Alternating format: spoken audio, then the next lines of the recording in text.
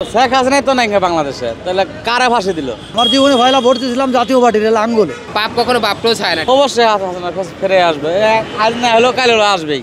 আগেও যেমন আসলো এখন নষ্টই, আরো বেশি নষ্ট এখন।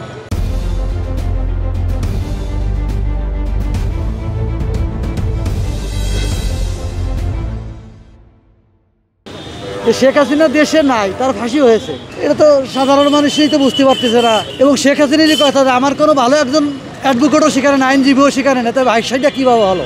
এরা আপনারাও যেরকম বুঝতেছেন আমরাও সেরকম বুঝতেছি। এখন সরকার যেটা ভালো মনে করছে সেটা করছে, এতে তো আর আমাদের মতো মানুষের ভালো মন্দ বলারও কিছু নাই, আর বললেও কিছু হবে না। জুলাই অপরাধ করছিল, এটা তো শেখ হাসিনা বলি নেই তোমরা এভাবে গুলি করো, এভাবে মারো, এভাবে বলছে কোনো নেতা কর্মীরা বলছে যে তোমরা এভাবে মানুষ মারো, কেউ বলিনি।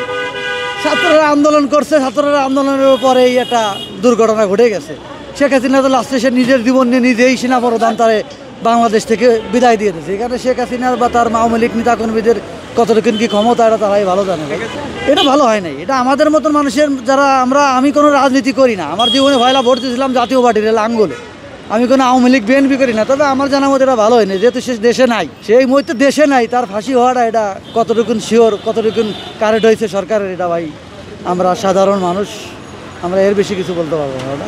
আমি যদি বলি এটা হচ্ছে দীর্ঘমেয়াদী একটা কূটকৌশল, এছাড়া আর কিছু না। কারণ আমরা যদি দেখি এটা এই রাজনৈতিক পট পরিবর্তনের বিষয়ে এটা ঠিক 2009 থেকেই শুরু হয়েছে। এর পিছনে বৈশ্বিক বিভিন্ন শক্তিরা কাজ করছে। আসলে বিষয়টা হচ্ছে ওনাকে ফিরিয়ে আসা, সেটা সম্পূর্ণই তাদের সরকারের উপর ডিপেন্ড করে। কেননা আমাদের মধ্যে বন্দি বিনিময় চুক্তি আছে ঠিকই, কিন্তু সেটা যদি সরকার অ্যাপ্লাই না করে তাহলে তো করার কিছু নেই। না আমি তো দেই না, হে তো আর কাছে নাকি ফাঁসি দিলে কি আর জব করলে কি, কাছে থাকলে না একটা কথা আছে। এখন শেখ হাসিনা যে ফাঁসি রায় দিল, এখন তো শেখ হাসিনাই তো নাই বাংলাদেশে, তাহলে কারে ফাঁসি দিল আর কিভাবে কি করবো, এটা তো একমাত্র ডাক্তারের স্যাররাই জানে। আর যারা অবশ্যই হাসিনা ফিরে আসবে, আজ না হলেও কাল হলেও আসবেই। টানা তৃতীয়বার অর্জন করেছে দেশের সেরা সুপার ব্র্যান্ড স্বীকৃতি বসুন্ধরা টিস্যু। এখন কিভাবে আসবে, এটা তো যারা উপর মলায় চাকরি করে তারাই তো ভালো জানে। না আমি আমি কোন বিপদে পড়বো কি ভাই?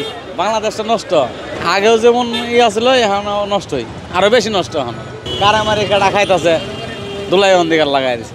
কে পাপ কখনো বাপকেও ছায় না, ঠিক আছে? এখানে আল্লাহ একটা নজির দেখেছে এরকম, মানে যে ও নিরীহ লোকজনকে ধরার জন্য বা নিরীহ লোকদের উপর অত্যাচার করার জন্য আন্তর্জাতিক ট্রাইব্যুনাল গঠন করছিল, ঠিক আছে?